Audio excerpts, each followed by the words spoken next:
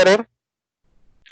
कदूस कदूस जिंदा आसमानी बाप जो था, जो है और जो आने वाला है, सारी तमजीद, इज्जत और शुक्रगुजारी तेरे ही लायक है, क्योंकि तू ही ने सब चीजें पैदा की और वो तेरी ही मर्जी से थी। ऐ खुदावन, हम तेरे शुक्रगुजार हैं कि तूने एक बार फिर हम सबको मौका दिया कि हम तेरे हजूर आ सके, तेरी हमदो सताइश कर सके, तेरे कलाम को सुन सके। इसके लिए ऐ खुदावन हम जितना भी शुक्र करें कम है। ऐ खुदावन, मैं तुझसे दुआ मांग लेता हूँ कि जितने भी लोग ऑनलाइन हैं उन सबको बड़ी बरकत दे। और ऐ खुदावन, जो ज़ारा के लिए तुझसे दुआ मांग लेता हूँ कि खुदावंद वो जो लीड कर रही है उसको भी बड़ी बरकत दे। जिस तरह ने अपनी इबादत का आगाज किया, इसी तरह आगाज से लेकर आखिर तक तू हमारे साथ होना और हमारी रहनुमाई करना। खुदावंद, इसी तरह तुझसे दुआ मांग लेते हैं तेरे खादम पादरी आफ्ताब गौर के लिए। खुदावंद की तेरा बंदा जब हमारे साथ तेरे जिंदा कलाम को शेयर करता है तो तू अपने बंदे को बड़ी बरकत देना और तेरा पाखरू उसमें से होकर बोले। और आए खुदावन, तू उसे मसा करना। आए खुदावन से अक्ल डराए, हिकमत और फहम अता करना। आए खुदावन, इसी तरह मैं हाजिर जमात के लिए भी तुझसे दुआ मांगता हूँ कि आए खुदावन, हम जब तेरे कलाम को सुनते हैं तो आए खुदावन हमारा ध्यान तेरी तरफ ही लगा रहे। आए खुदावन, तो हमारे जहन को, हमारी सोचों को पाक साफ करना। आए खुदावन, और आए खुदावन हमारा ध्यान और हमारी तवज्जो तेरी तरफ ही, तेरे कलाम की तरफ ही लगी रहे। आए खुदावन, एक बार फिर आए खुदावन सबके लिए तुझसे बड़ी बरकत को मांग लेता हूँ। आए खुदावन, सब कुछ मांग लेते और पा लेते हैं तेरे प्यारे बेटे हमारे खुदावन यीशु मसीह के नाम में, आमीन। Thank you so much sir. अब मेरी आफ्ताब अंकल से रिक्वेस्ट है कि वो आज की बाइबल स्टडी हम सबों के साथ शेयर करें। मसीह खुदावंद में आपकी सलामती हो। Thank you Zara and thank you Joshua prayer के लिए। और जैसा कि मैंने पिछली दफ़ा बताया कि हम मसीहत के बुनियादी अकायद पे गौर कर रहे हैं और हमने पिछली मर्तबा रसूलों का अकीदा और निकाया का अकीदा देखा और उन अकीदों के वसीले से हमने ये जाना कि यही हमारा एक मसीही होते हुए बुनियादी अकीदा है और तकरीबन मसीहत के तमाम फ़िरके इस पर एग्री हैं। रसूलों का अकीदा और फिर 325 ईस्वी में निकाया की कौंसिल में निकाया का अकीदा बनाया गया, जो कि नई चीज़ नहीं कोई बनाई गई बल्कि रसूलों के अकीदे को फर्दर उसकी तशरीह की गई, उसकी तफसीर की गई, उसकी वजाहत की गई। तो ये चीज़ें हमने सीखी और फिर हमने सीखा कि हम मसीहादी अकायद हैं उनकी बुनियाद कलाम मुकद्दस पर है। हम कलाम मुकद्दस से बाहर कोई बात नहीं करेंगे। जो बात हम करेंगे इन अकायद के हवाले से वो कलाम मुकद्दस के बीच में से होगी। लिहाजा हमें ये जानने की ज़रूरत है कि कलाम मुकद्दस क्या है, वो किस तरह हम तक पहुंचा, और फिर हमने उसको तफसील से जानने की कोशिश की कि कितनी कुतब हैं, कि कितने राइटर्स ने लिखा, कब ये लिखा गया। और फिर चचा फरोज़ के सरमन से उन सब बातों की दुराई भी हुई और हमने और मज़ीद कलाम मुकद्दस की सदाकत के हवाले से जाना। इस वक्त हम अब वन बाय वन उन बुनियादी अकायद को लेकर चलेंगे जो एक मसीही होते हुए हम सबको मालूम होने चाहिए। और जैसा कि मैंने पहले बताया है कि हम कलाम मुकद्दस में से बात करेंगे, हम कलाम मुकद्दस से बाहर से कोई बात नहीं करेंगे। इसलिए आप सबके हाथों में कलाम मुकद्दस होना चाहिए। जो नोट्स ले रहे हैं वो नोट्स भी ले, और हम कलाम मुकद्दस की बातों से सीखेंगे कि ये बुनियादी अकायद क्या हैं। तो इसलिए आपको बहुत ज़्यादा हवाले निकालने पड़ेंगे, इसलिए उसके लिए आप लोग तैयार रहें। जो भी पहले हवाला निकाल ले वो अनम्यूट करे और इस हवाले को पढ़े, और इस तरह आहिस्ता आहिस्ता हम इन तमाम अकायद को जानने की कोशिश करेंगे। तो पहला, किसी भी मजहब का जो पहला अकीदे का जो पहला ईमान होता है वो खुदा या एक सुप्रीम पावर, कि हमारा अकीदा किस पर है। और अगर हम रसूलों का अकीदा भी पढ़ें या निकाया का अकीदा भी, तो वो शुरू खुदा से होता है, खुदा बाप से, खुदा जो सुप्रीम अथॉरिटी है उससे शुरू होता है। तो पहली बात हम खुदा की करेंगे कि हमारा ईमान है कि there is only one God, हमारा खुदा एक खुदा है। और इसके लिए हम देखेंगे यसाया नबी का सहीफा, उसका 43 चैप्टर, 43वां बाब, उसकी 10वीं आयत, 10th वर्स, हम 10वीं और 11वीं आयत हम पढ़ेंगे। और इसके साथ ही हम फिर 44वें बाब की 6ठी और 8वीं आयत पढ़ेंगे। तो जो लोग 43 आयत पहले निकाल लें उनमें से कोई वो पढ़े, और उससे अगले सफ़े पर ही 44वां बाब है, उसकी 6ठी और 8वीं आयत हम पढ़ेंगे।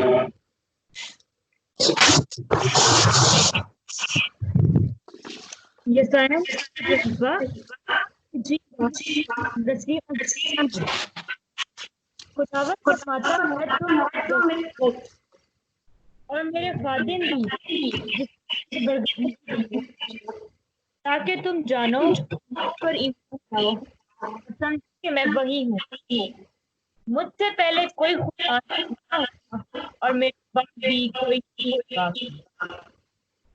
मैं ही यहोवा हूँ और मेरे सिवा कोई नहीं। आमीन। आमीन आमीन। और अब 44वें बाब की 6ठी और 8वीं आयत।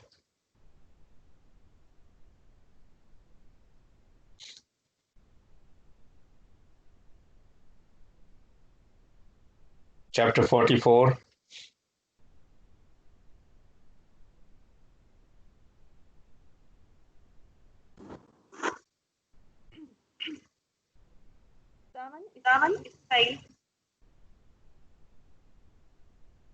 जी पढ़े।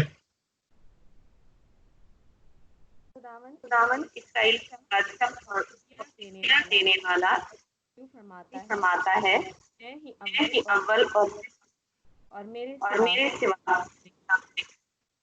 8वीं आयत। ना डरो और हिरासा, मैंने कभी ये नहीं बताया, जाहिर नहीं किया, तुम मेरे गवाह हो। क्या मेरे सिवा कोई और खुदा है? नहीं, कोई चट्टान नहीं, मैं तो कोई नहीं जानता। थैंक यू, बहुत शुक्रिया। तो पहली बात जो हम सीखते हैं खुदा के हवाले से कि एक खुदा है और उसके सिवा और कोई खुदा नहीं। और इसकी मज़ीद अगर हम हवाले लिखना चाहते हैं तो यूहन्ना की इंजील उसके 17 बाब की 3री आयत, पहला करंथियों 8 बाब उसकी 5 और 6 आयत, और गलतियों 4 बाब उसकी 8 से 9 आयत। अगर आप में से कोई नया नामे का भी एक हवाला पढ़ना चाहता है तो पहला करंथियों उसके 8वें बाब की 5 और 6 आयत पढ़ दें।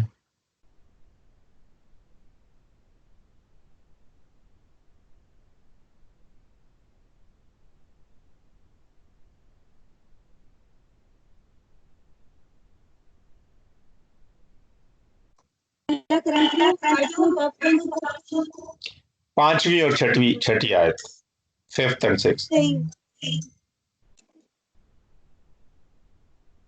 अगरचे आसमान खुदा कहलाते हैं, चुनाचा बखरे खुदा और बखरे खुदाबंद है, लेकिन हमारे नजदीक तो एक ही खुदा है, यानी बाप उसकी तरफ से सब चीजें हैं और हम उसी के लिए हैं। एक ही खुदावंद है यानी यीशु मसीह जिसके वसीला से सब चीज मौजूद हुई, हम भी उसी के वसीला से हैं।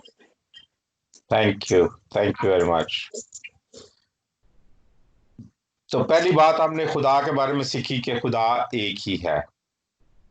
दूसरी बात खुदा के बारे में हम सीखते हैं कि गॉड इज ओमनिशेंट, कि खुदा सब कुछ जानने वाला है। Omniscient means he knows all things. God knows all things. और इसके लिए आप देखें पहला यूहन्ना उसके 3 बाब की 20वीं आयत कोई पढ़े। 1 John chapter 3 verse 20।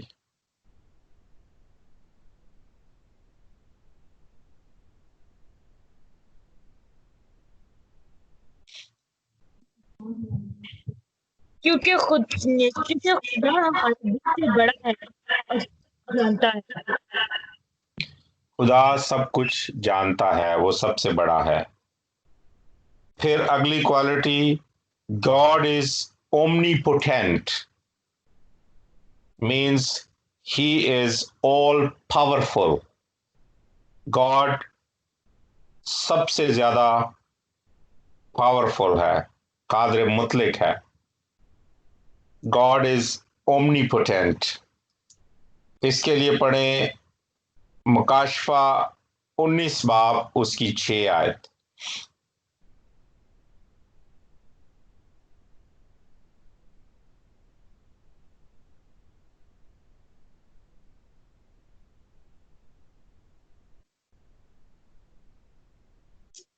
फिर मैंने बड़ी जमात की आवाज और जोर के पानी की आवाज और गर्ज की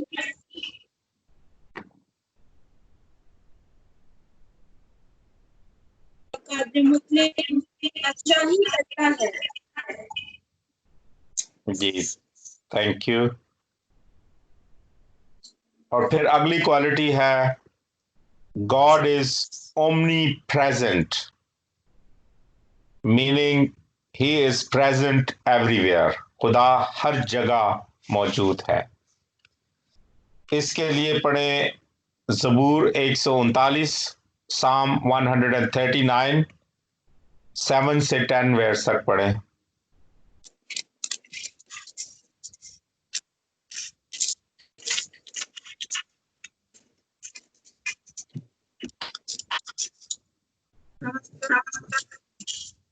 सेवन से 10 साम मैं तेरी 9। कहाँ जाऊँ, मैं तेरी हजूरी से किधर भागूं। अगर आसमान पर चढ़ जाऊं तो वहाँ है, अगर मैं पाताल में बिस्तर बिछाऊं तो तू देख, तू वहाँ भी है। अगर सुबह के समंदर की अंधारी में जा तो वहाँ तो मेरा हाथ मेरी अंधाई होगा, तेरा हाथ मुझे संभालेगा। आमीन। आमीन। God is omniscient, omnipotent and omnipresent, यानी सब कुछ जानता है, सबसे ज्यादा पावरफुल है और हर जगह मौजूद है। फिर अगली क्वालिटी खुदा की जो हम ईमान रखते हैं वो ये है कि गॉड इज सॉवरन। खुदा सबसे आला और अरफा है, सबसे अफजल है। इसके लिए देखें पहला तिमोथियस उसके 6 बाब की 15वीं और 16वीं आयत। 1 Timothy chapter 6 verses from 15 to 16।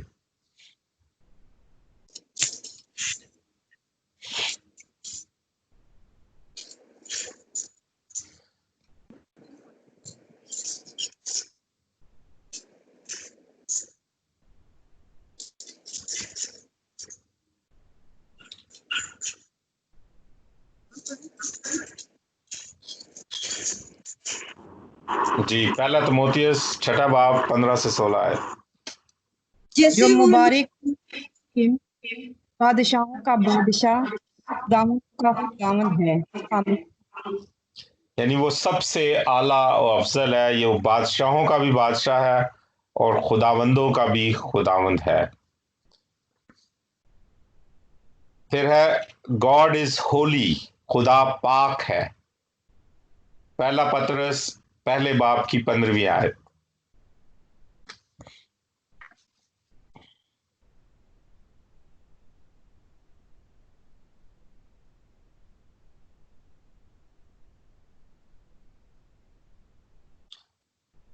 पहला पतरस पहले बाब की 15वीं आयत। बल्कि जिस तरह तुम्हारा बुलाने वाला पाक है, उसी तरह तुम भी अपने साथ चाल चलन पाक बनो। थैंक आमीन। यू, आमीन। फिर खुदा रास्त है, गॉड इज जस्ट और राइचस। इसके लिए पढ़े साम 19 वर्स 9।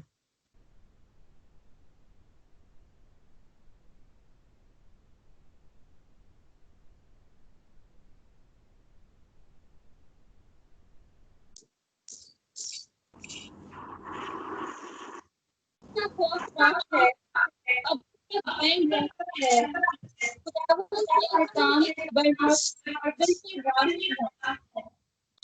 बिल्कुल। और इसके अलावा आप अगर नोट कर रहे हैं तो ज़बूर 116 उसकी 5वीं आयत और ज़बूर 145 उसकी 17वीं आयत भी नोट कर लें। इनसे ये बात वाज़ेह होती है कि खुदा रास्त है, सादिक है। फिर खुदा मोहब्बत है। 1 जॉन चैप्टर 4 वर्स 8। पहला यूहन्ना चौथा बाब उसकी 8वीं आयत। God is love.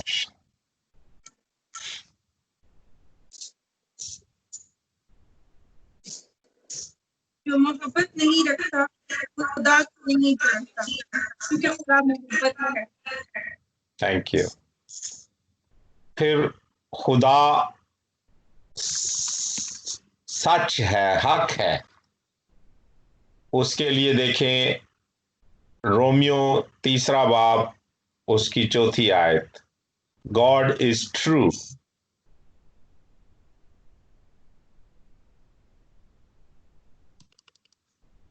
हरगिज नहीं, बल्कि खुदा सच्चा ठहरे और हर एक आदमी झूठा लेकिन अपनी बातों में रास्तबाज ठहरे और अपने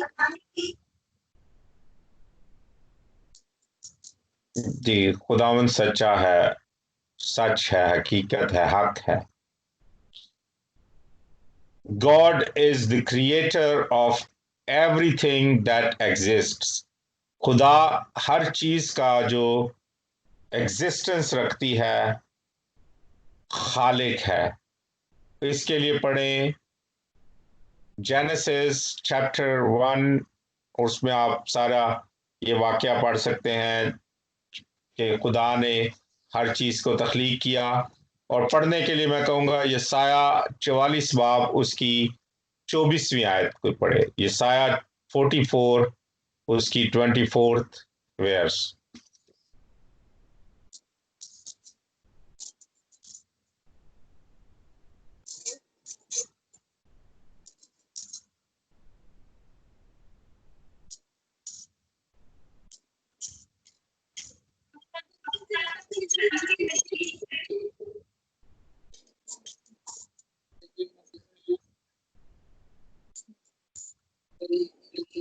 जी पढ़े।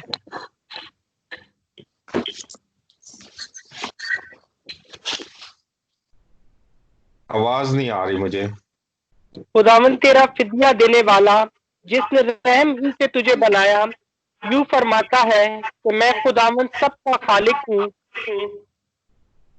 मैं ही अकेला आसमान को तानने और जमीन को बिछाने वाला हूँ। कौन मेरा शरीक है? Thank you, thank you. खुदा आसमान और जमीन और हर चीज जो एग्जिस्ट करती है उसका क्रिएटर है, उसका खालिक है। फिर खुदा अज़ल से अब तक है, उसका ना कोई शुरू है और ना कोई एंड है। He has always been and will ever be God.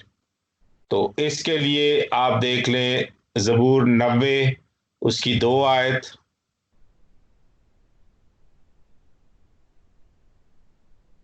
ज़बूर 90 उसकी 2 आयत। इससे पेशतर के पहाड़ पैदा हुए या जमीन या दुनिया को तूने बनाया, अजल से अब तक तू ही खुदा है। थैंक यू जी। अज़ल से अब तक वही हमारा खुदा है। और फिर खुदा ला तब्दील है, ही डज नॉट चेंज। याकूब पहले बाब की 17वीं आयत देखें। याकूब पहले बाब की 17वीं आयत। God is unchangeable.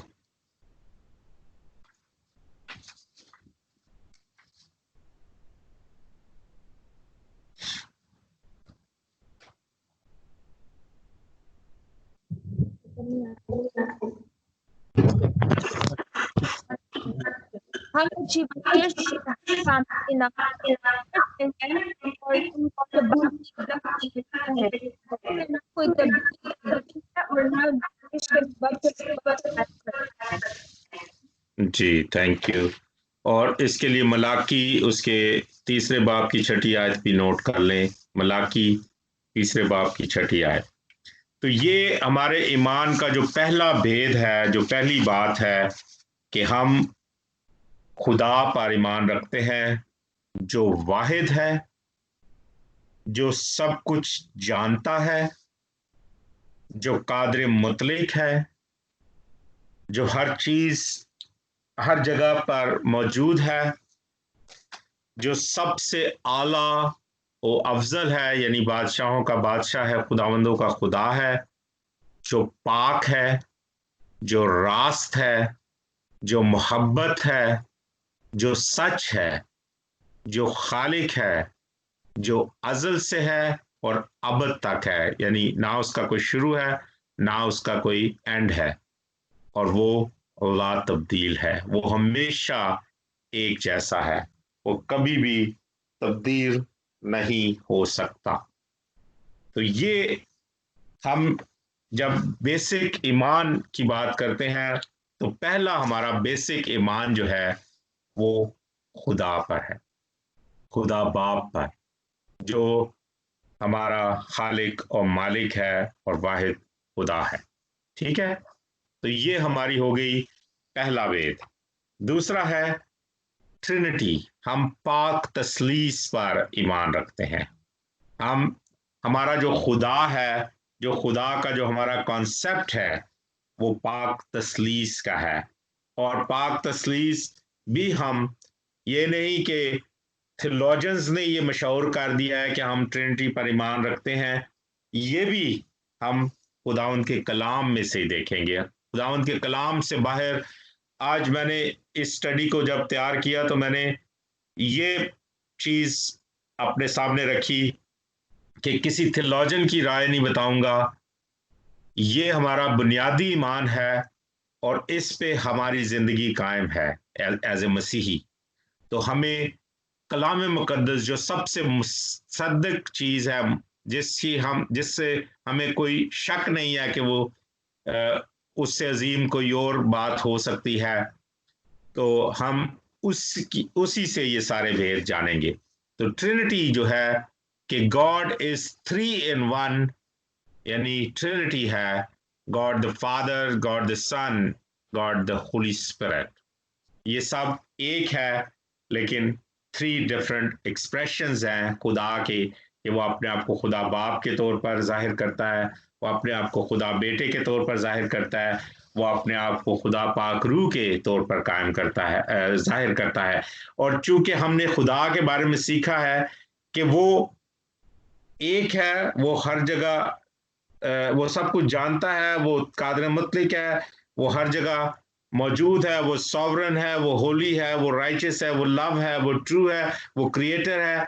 वो अज़ल से अब तक है, वो ला तब्दील है, तो वो सारी की सारी बातें पूरी ट्रिनिटी पर लागू होती है कि वही सारी बातें खुदा बाप, खुदा बेटे, खुदा पाकरू पर लागू होती हैं। तो हम ये नहीं कह सकते कि पहले खुदा बाप था, वो खत्म हो गया, फिर खुदा बेटा आ गया, वो खत्म हो गया, फिर पाकरू। नहीं, हर वक्त अज़ल से अब तक खुदा बाप, खुदा बेटे, खुदा पाकरू की सूरत में पाक तसलीस यानी हमारा खुदा मौजूद है। और इसके लिए हम डिफरेंट हवाले देखेंगे। शुरू में ही हमें पहला बाब ही हम पैदाइश का खोलें तो हमें ट्रिनिटी नजर आती है कि खुदा है, खुदा की रूह पानियों पर जुम्बश कर रही है और उसके मुंह से कलमा निकला और चीजें बनती गईं। तो वो वहां हमें खुदा बाप भी नजर आता है, खुदा बेटा जो कलमा मुजस्सम है, उसके मुंह का कलमा है, वो भी नजर आता है, और खुदा रूह भी नजर आता है। तो ये हमारा जो बेसिक ईमान है कि हम तसलीस पर ईमान रखते हैं। एक मरतबा मुझे मौका मिला कि मैं खैर मैंने वहाँ लेक्चर दिए, लेकिन एक दफ़ा खुदा के बारे में और मसीह की अलूहियत के बारे में मैं सीरत डिपार्टमेंट इस्लामिक सेंटर में ये पेशावर यूनिवर्सिटी में लेक्चर दे रहा था। तो उस वक्त मुझे याद है कि ये सारी बातें, ये क्वेश्चंस किए गए खुदा बाप, खुदा बेटे, खुदा पाक रूह के हवाले से और कलमे के हवाले से। तो अहले इस्लाम जो है वो खुदा को या मसीह को रूह अल्लाह कहते हैं और कलमतुल्लाह भी कहते हैं। वो ये दोनों चीज़ें उनके कुरान के मुताबिक वो रूह अल्लाह भी है, वो कलमतुल्लाह भी है। तो मैंने उन्हीं चीज़ों को बेस बनाकर उनसे बात की क्योंकि वो उसको समझते हैं।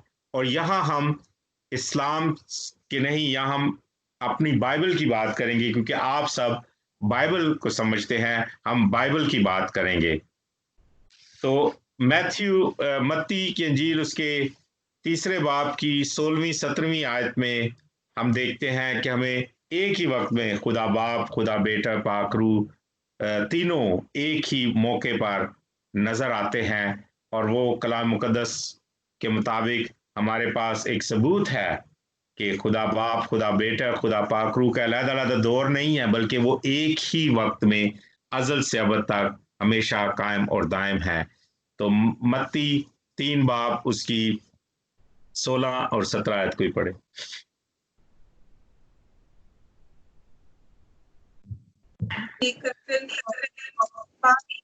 पानी के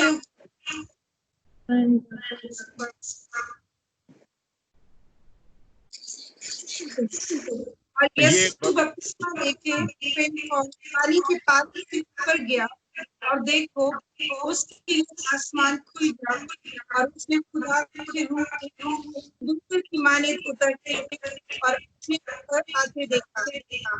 वो आसमान से ये आवाज आई कि ये मेरा प्यारा बेटा है, जिससे मैं।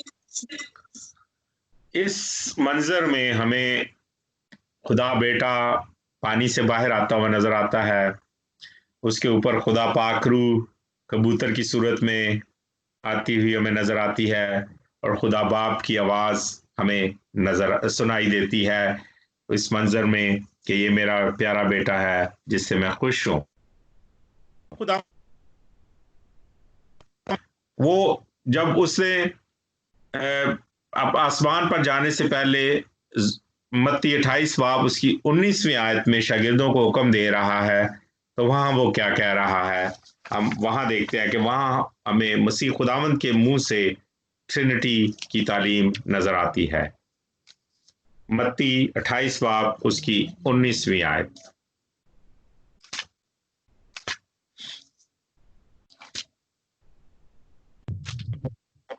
बस तुम जाकर सब कौमों को शागिर्द बनाओ और उनको बाप और बेटे और रूह कुदस के नाम से बपतिस्मा दो और उनको ये तालीम। Thank you. बाप और बेटे और रूह कुदस के नाम से बपतिस्मा। अगर वो 3 लोगों की बात कर रहा होता तो वो कहता उनको बाप और बेटे और रूह कुदस के नामों से बपतिस्मा दो। नाम एक ही है, वो पाक तसलीस है, वो खुदा एक ही है, जिसमें खुदा बाप भी है, खुदा बेटा भी है और खुदा पाक रूह भी है। उनको बाप और बेटे और रूह कुदस के नाम से बपतिस्मा दो। फिर यूहन्ना की इंजील उसके 14वें बाब की 16 और 17 आयत को ही पढ़े, क्योंकि ट्रिनिटी एक ऐसा भेद है जिसको समझना और एक्सप्लेन करना इंसान के बस की बात नहीं है। अगर हम ट्रिनिटी को पूरी तौर पर समझ जाएं तो हम खुदा बन जाएंगे, लेकिन हम खुदावंद के कलाम के मुख्तलिफ हवालों से देखेंगे कि हमें ट्रिनिटी कहाँ नजर आ रही है। जी, यूहन्ना 14 बाब 16-17। और मैं बाप से दरख्वास्त करूंगा तो वो तुम्हें दूसरा मददगार बख्शेगा कि अब तक तुम्हारे साथ रहे, यानी रूहे हक, जिसे दुनिया हासिल नहीं कर सकती क्योंकि ना उसे देखती और ना जानती है। तुम उसे जानते हो क्योंकि वो तुम्हारे साथ रहता है और तुम्हारे अंदर होगा। आमीन आमीन। यानी खुदा बेटा बात कर रहा है, खुदा बाप से दरखास्त करने की बात कर रहा है, और जो जिस मददगार के हवाले से बात कर रहा है वो पाक रूह है। तो यानी यहाँ भी हमें तसलीस नजर आती है और मसीह खुदा उनके अपने मुंह के अल्फाज में वो तसलीस, पाक तसलीस हमें नजर आ रही है। फिर दूसरा करंथियों उसके 13वें बाब की 14वीं आयत।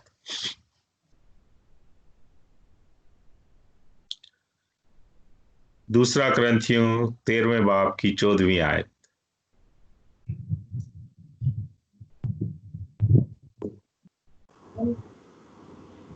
खुदावन यीशु मसीह का फजल और खुदा की मोहब्बत और रूहुल कुदस की शराकत तुम सबके साथ होती रहे। आमीन।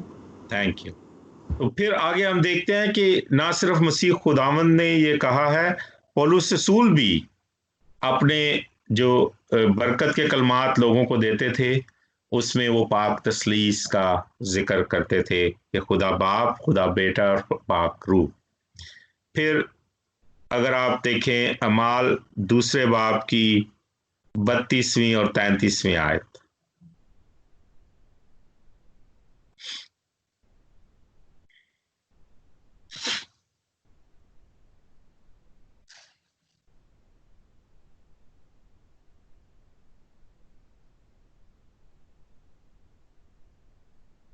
इसी यसु को खुदा ने जिलाया जिसके हम सब गवाह हैं।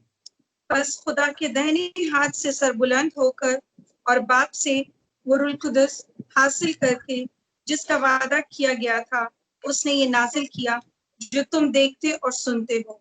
आमीन। Thank you. यहाँ भी हमें खुदा बाप, खुदा बेटा, खुदा पाक रूह तीनों का जिक्र एक ही हवाले में, एक ही बात में नजर आता है। फिर यूहन्ना 10 बाब उसकी 30वीं आयत 30th। यूहन्ना 10 बाब उसकी 30वीं आयत।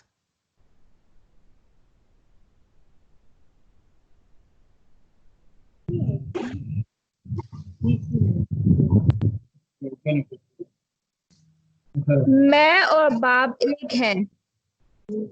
जी, मैं और बाप एक हैं, यानी इसमें कोई शक नहीं है कि ये अलग-अलग हैं। ट्रिनिटी पूरी की पूरी एक ही है। तो ये हवाले बताने का ठीक है, इसमें थोड़ा टाइम तो लगता है हवाले निकालने और पढ़ने में, वो सारा मैं आपको लिखवा भी सकता हूँ, ये हवाले लिख लें, लेकिन वो बात का मज़ा नहीं आता जब तक हम वो पढ़ें और सुने ना कि उसमें क्या बात हुई है। और अगर हम थियोलॉजियंस की बातें ले लें कि जी फलां थियोलॉजियन ने कहा है कि ट्रिनिटी है, फलां ने कहा नहीं है, तो बाज़ लोग उन थियोलॉजियंस को मानते होंगे, बाज़ नहीं मानते होंगे, लेकिन हम बाइबल स्टडी कर रहे हैं और हमारी टेक्स्ट बुक है बाइबल। तो हमारी जो बातें हैं, ईमान की बातें हैं, भेद की बातें हैं, वो सब कलाम मुकद्दस में मौजूद है, हमारी टेक्स्ट बुक में मौजूद है। इसलिए हम उसको साथ साथ पढ़ते हैं। फिर तीसरा भेद, वो भी ट्रिनिटी का हिस्सा ही है, मसीह यीशु। जैसे हम रसूलों का अकीदा पढ़ते हैं तो पहले बाप की बात की जाती है, खुदा की, बाप की, फिर खुदा बेटे की। तो अब बेटे की बात है कि जीसस क्राइस्ट इज गॉड। यूहन्ना की इंजील उसके पहले बाब की पहली आयत और 14वीं आयत कोई पढ़े। यूहन्ना की इंजील उसके पहले बाब की पहली और 14वीं आयत।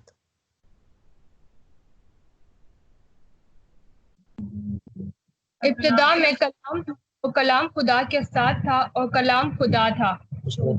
और 14वीं आयत, और कलाम मुजस्सम हुआ और फजल और सच्चाई से मामूर होकर हमारे दरमियान रहा, और हमने इसका ऐसा जलाल देखा जैसा बाप के इकलौते बेटे का जलाल। Thank you very much. इब्तिदा में कलाम था, कलाम खुदा के साथ था और कलाम खुदा था। और वही 14वीं आयत में हम देखते हैं कि कलाम मुजस्सम होकर इंसान बनकर आया और खुदा के इकलौते का जलाल हमने उसकी जिंदगी में देखा। और फिर 10वें बाब की, यूहन्ना के 10वें बाब की 30वीं आयत अभी हमने सुनी है, इससे पहले हवाले में, ट्रिनिटी के हवाले में भी, कि मैं और बाप एक ही हैं। यानी जो कुछ खुदा बाप है वही खुदा बेटा भी है। और फिर देखें यूहन्ना की इंजील उसके 20 बाब की 28वीं आयत को पढ़े। 20 बाब की 28वीं आयत।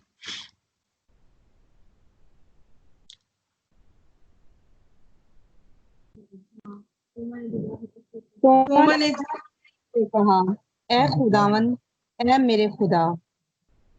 जी, कुछ लोग कहते हैं कि मसीह यीशु ने कहीं नहीं कहा कि मैं खुदा हूं। तो उनको जवाब देने के लिए, एक तो ये 10वें बाब की 30वीं आयत के उसने कहा कि मैं और बाप एक ही हैं। और ये दूसरी सबसे बड़ी बात कि तोमा ने कहा, ऐ मेरे खुदावंद, ऐ मेरे खुदा। और मसीह खुदावंद को उसने कहा, ऐ मेरे खुदा। तो उसने ये नहीं कहा कि ये तू गलत कह रहा है, ये तू कुफर बाक रहा है, मैं खुदा नहीं हूं। मसीह यीशु ने उसको आगे से मना नहीं किया। तो इसका क्या मतलब है? अब मैं आपको एक दुनियावी मिसाल देता हूं। अगर भाई परवेज को कोई कहे कि हाँ जावेद आपका क्या हाल है, तो वो कहेंगे मैं जावेद नहीं, मैं परवेज हूं। ठीक है ना? एकदम से वो बंदा दूसरे को बताता है कि नहीं मैं नहीं हूं ये।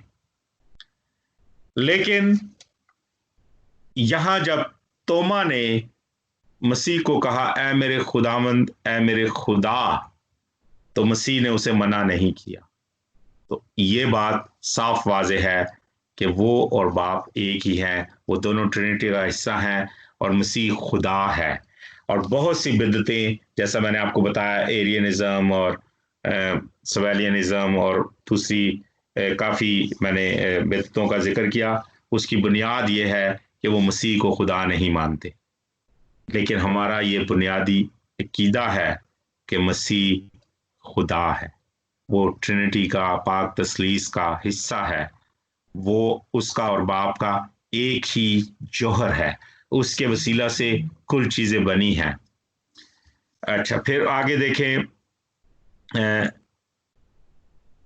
और भी हवाले हैं, वो आप नोट कर लें, आप बाद में पढ़ लीजिएगा। जैसे कुलुस्सियों उसका 2 बाब की 9वीं आयत,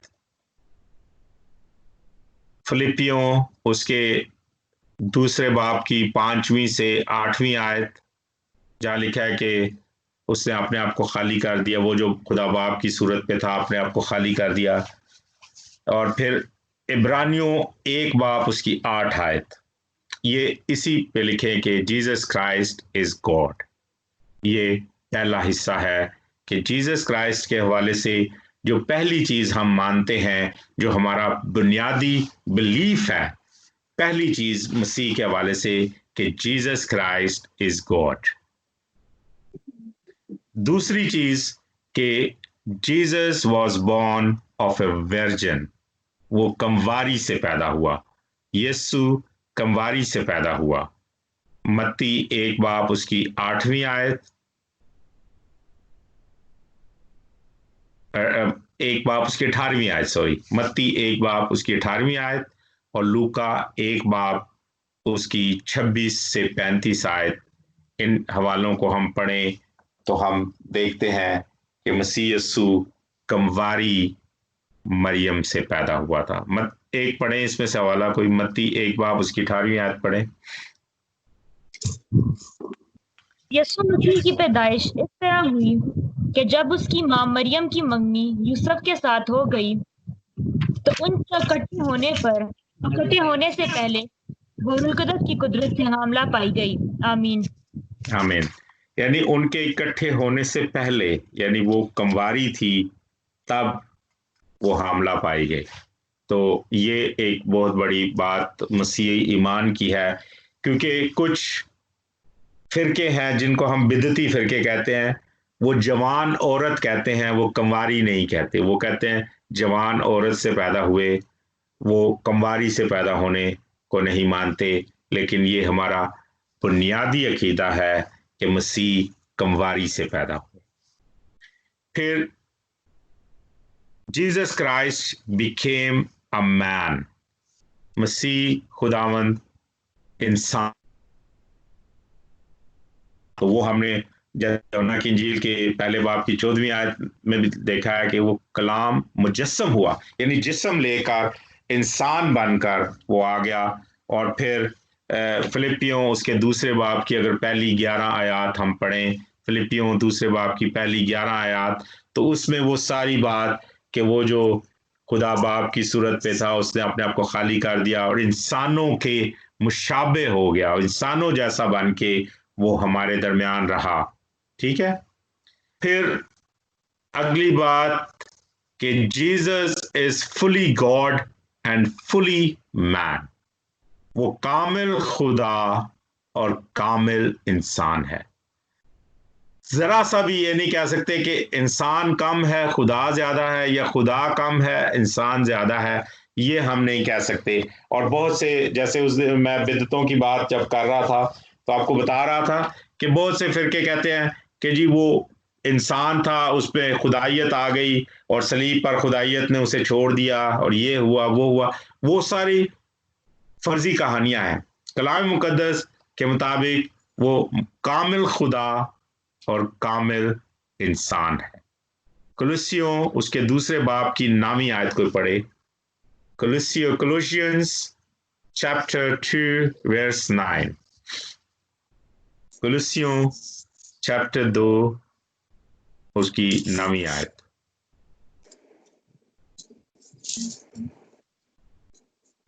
क्योंकि अलविया की सारी मामूली उसी में मुजस्सम होकर सकूनत करती है। आमीन। अलुयत की सारी मामूली यानी कामिल खुदा और मुजस्सम होकर, जिस्म लेकर, कामिल इंसान बनकर वो उसमें सकूनत करती है। आगे और आयत में और वाज़ेह हो जाएगा। पहला तीमुथियुस उसके दूसरे बाब की 5वीं आयत, पहला तीमुथियुस दूसरे बाब की 5वीं आयत।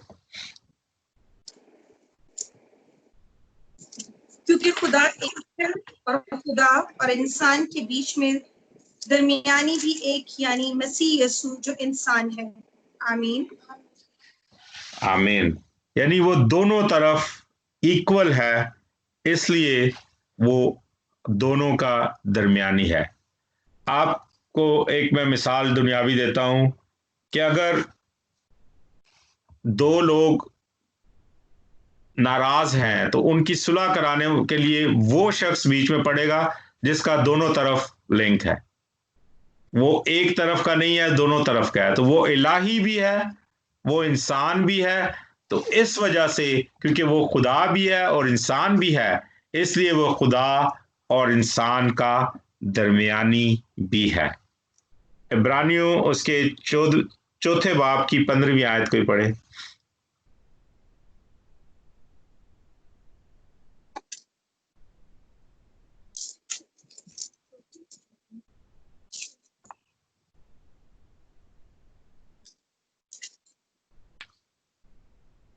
क्योंकि हमारा ऐसा सरदार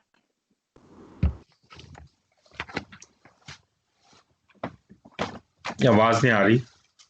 क्योंकि हमारा ऐसा सरदार काहिन नहीं जो हमारी कमजोरियों में हमारा हमदर्द ना हो सके, बल्कि वो सब बातों में हमारी तरह आजमाया गया तो भी बेगुनाह रहा। आमीन। हाँ, ये यहाँ हमें उसकी कामिल इंसानियत भी नजर आ रही, कि वो सिर्फ कामिल खुदा नहीं था बल्कि कामिल इंसान भी था, और वो हमारी तरह आजमाया गया, तमाम चीजों में से गुजरा, लेकिन वो कामिल इंसान था, इसलिए वो गुनाह में नहीं पड़ा। अगला पॉइंट फिर यही है कि Jesus Christ is perfect and sinless. मसीह खुदावंद कामिल और बेऐब है। पहला पतरस उसके दूसरे बाब की 22वीं आयत को पढ़े। पहला पतरस दूसरा बाब उसकी 22वीं आयत, और कोई दूसरा निकाल ले, खैर वो अभी पढ़ा है हमने हवाला, इब्रानियों 4 बाब उसकी 15 आयत, उसके सिनलेस होने की। ना उसने गुनाह किया और ना उसके मुंह से कोई मकर की बात निकली। आमीन। ना उसने कोई गुनाह किया और ना उसमें कोई मकर की बात निकली। और इब्रानियों में 4 बाब उसकी 15 आयत में अभी हमने देखा कि उसमें कोई गुनाह नहीं था। फिर Jesus is the only way to God the Father, वही एक वाहिद रास्ता है, मसीह, जो हमें बाप के पास ले जा सकता है। यूहन्ना की इंजील उसके 14वें बाब की 6ठी आयत बहुत मशहूर आयत है, कोई जुबानी बोल दे।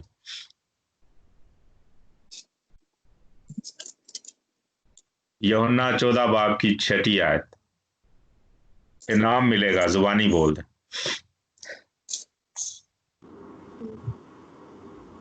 यीशु ने उससे कहा कि राह और हक और जिंदगी मैं हूँ, कोई मेरे वसीला के बगैर बाप के पास नहीं आता। जी, थैंक यू। मसीह वाहिद रास्ता है, कोई भी उसके वसीले के बगैर बाप के पास नहीं जा सकता।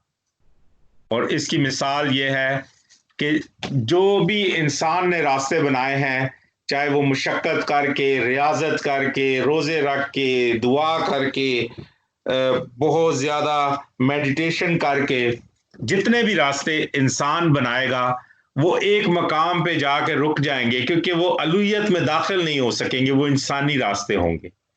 लेकिन ये रास्ता ऊपर से बना है, ये अलूहियत से बना है और इंसानियत तक आया, कि वो खुदा का जो कलमा था वो मुजस्सम होकर ऊपर से नीचे आया, तो अलूहियत में तो वो ऑलरेडी मौजूद है, और उस रास्ते को वो जमीन तक ले आया ताकि उस रास्ते के जरिए जो कोई ऊपर जाए वो उस अलाही हालत में, उस जलाली हालत में, ग्लोरिफिकेशन में दाखिल हो सके।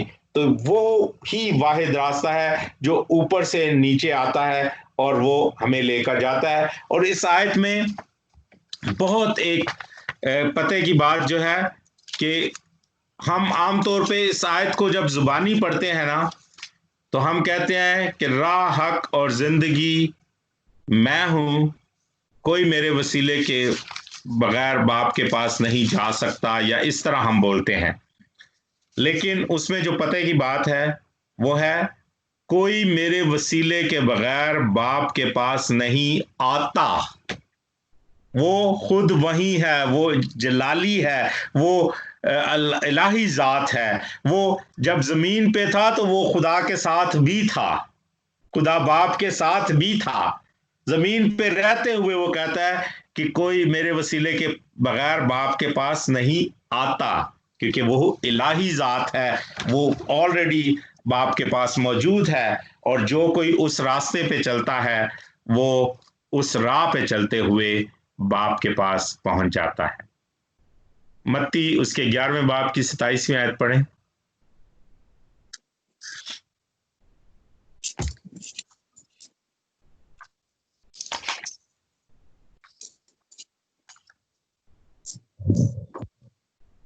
मेरे बाप की तरफ से सब कुछ मुझे सौंपा। सौंपा गया और कोई बेटे को नहीं जानता सिवाय सिवा बाप के, और कोई बाप को नहीं जानता सिवा बेटा के, और जी उस जिस जी, पर आगे बेटा पढ़। आमीन। हाँ जी, सिर्फ वही खुदा बाप तक पहुंच सकता है जिस पर बेटा जाहिर करता है, यानी वो रास्ता है, वो मीडियम है जिस मीडियम से गुजर कर हम बाप के पास पहुंच सकते हैं। तो मसीह खुदावंद के हवाले से ये बहुत सी बिदतें जो है वो मसीह खुदावंद के लुहियत के हवाले से बनी है। तो इसलिए ये हमें जानने की जरूरत है और ईमान रखने की जरूरत है और जिंदगियों को परखने की, टेस्ट करने की जरूरत है। जो गलत तालीम देते हैं उनको टेस्ट करने की जरूरत है कि हमारा ईमान है कि मसीह खुदा है, वो कमवारी से पैदा हुआ है, वो इलाही जात है जो मुजस्सम होकर इस दुनिया में आई, लेकिन एक ही वक्त में वो कामिल खुदा भी है और कामिल इंसान भी है। वो बेऐब है और कामिल है, उसमें कोई गुनाह नहीं है, और वही एक रास्ता है जिसके जरिए हम हमेशा की जिंदगी में ग्लोरिफिकेशन में दाखिल हो सकते हैं, बाप के पास जा सकते हैं। तो वो सिर्फ एक ही रास्ता है और वो मसीह है। ये चीजें पल्ले बांध लें और कलाम मुकद्दस में से बताया गया है, कलाम मुकद्दस की ये आयात भी पल्ले बांध लें। अगर कोई हमें इनसे हटकर तालीम देगा तो वो बिदअत है। फिर the Holy spirit, God is spirit, यूहन्ना 4 बाब उसकी 24वीं आयत। और शुरू में भी हमने पढ़ा कि खुदा का रूह, ये जेनेसिस पहले बाब, पैदाइश पहले बाब में खुदा का रूह पानियों पर जुम्बश करता था। वो अजल से है और अब तक है। जी पढ़े यूहन्ना 4 बाब उसकी 24 आयत। खुदा रूह है और जरूर है कि उसके परिस्तार रूह और सच्चाई से प्रस्तिश करें। आमीन। गॉड इज स्पिरिट, खुदा रूह है। और दूसरी बात, the Holy spirit is God, जो होली स्पिरिट है वो खुदा है। ये भी हमारा ईमान है, पाक तसलीस को मानने वाले हम, हमारा ईमान है कि खुदा बाप, खुदा बेटा और खुदा पाक रूह ये खुदा है। तो होली स्पिरिट इज गॉड। अमाल 5 बाब उसकी 3री और 4थी आयत देखें।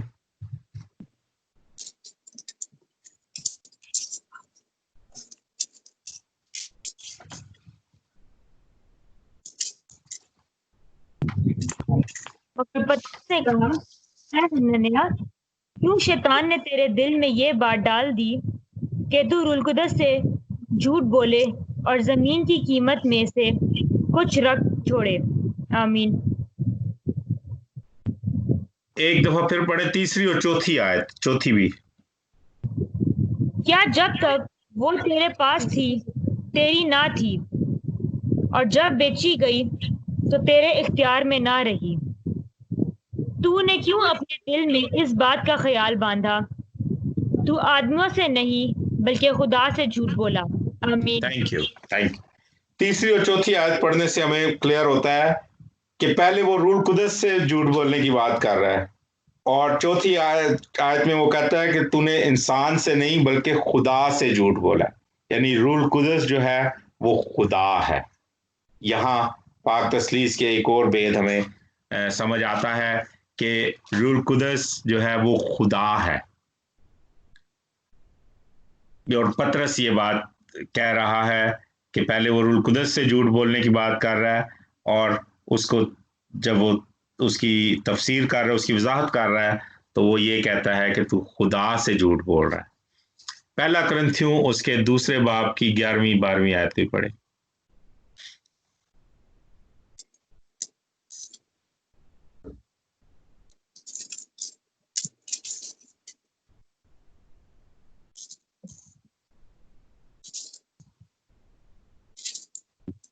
क्योंकि इंसानों में से कौन किसी इंसान की बातें जानता है सिवा इंसान की अपनी रूह के जो उसमें है।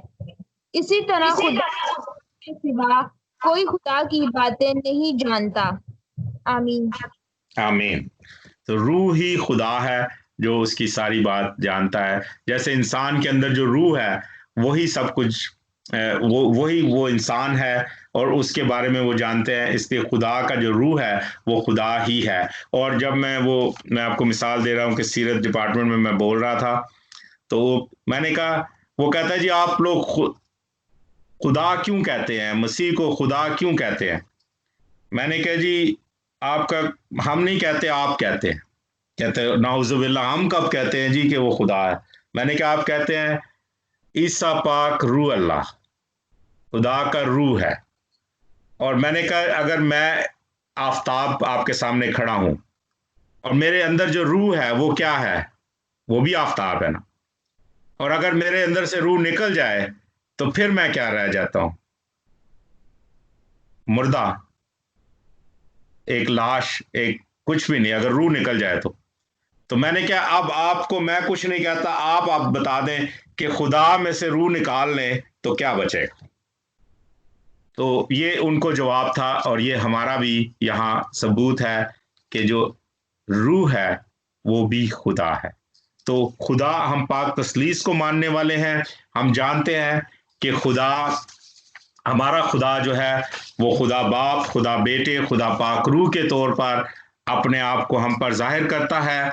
और एक खुदा को हम मानते हैं और वो सब कुछ जानता है, वो कादिर मुतलक है, वो हर जगह मौजूद है, वो सबसे आला और अफजल है, वो पाक है, वो रास्त और सादिक है, वो प्यार है, वो मोहब्बत है, खुदा मोहब्बत है, वो सच्चा है, हक है, वो जमीन और आसमान की हर चीज का खालिक है, वो अजल से अबद तक है, शुरू से आखिर तक है, और वो ला तब्दील है।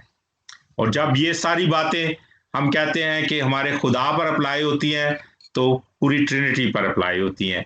तो खुदा बाप, खुदा बेटे, खुदा पाक रूह पर अप्लाई होते हैं। और ये हमारा ईमान है कि हम खुदाए सालूस को मानते हैं जो ला तब्दील है, जो वाहिद है, जो सबसे आला और अफजल है, जो शुरू से था, जो हमेशा रहेगा, कभी उसका एंड नहीं है। तो आज हम यहाँ तक करेंगे, टाइम को भी मैं मद्देनजर रखते हुए आगे हम कंटिन्यू रखेंगे। लेकिन हम मसीह ईमान की बुनियादी बातें सीख रहे हैं और बहुत सी बिदतें जो शुरू हुई वो पाक तस्लीस के हवाले से शुरू हुई, क्योंकि वो समझ नहीं सके कि किस तरह बेटा खुदा है, किस तरह रूह खुदा है। लेकिन कलाम मुकद्दस की रोशनी से, उस कलाम मुकद्दस के हवालों से हमने देखा कि कलाम मुकद्दस हमें खुद बता रहा है कि हमारा खुदा खुदा सालूस है और वो खुदा बाप, खुदा बेटे और खुदा पाक रूह के तौर पर अपने आप को हम पर जाहिर करता है। Thank you very much. खुदावंद आप सबको बरकत दे। आगे देखिए, अगर कोई सवाल है तो उसका मैं जवाब दे सकता हूं, और फिर आगे ज़ारा जिस तरह आपने इबादत कंटिन्यू रखनी है, please. Thank you so much खूबसूरत बाइबल स्टडी के लिए। पहले भी हमें ये बातें पता थी कि खुदा बाप, खुदा बेटा, खुदा रूह एक ही है, लेकिन आज आपने हवालों के साथ हमें सिखाया, तो थैंक यू वेरी मच। और अगर किसी का कोई क्वेश्चन है तो वो अभी पूछ सकते हैं अंकल से, अगर किसी को कुछ और क्लेरिफिकेशन चाहिए इसमें।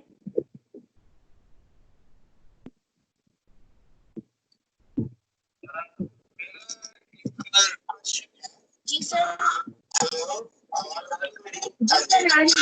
ये हाँ जी, अभी बड़ा अच्छा एक्सप्लेन किया इन्होंने और बड़े खुल के अच्छी एनर्जियां वो सबने आई हैं।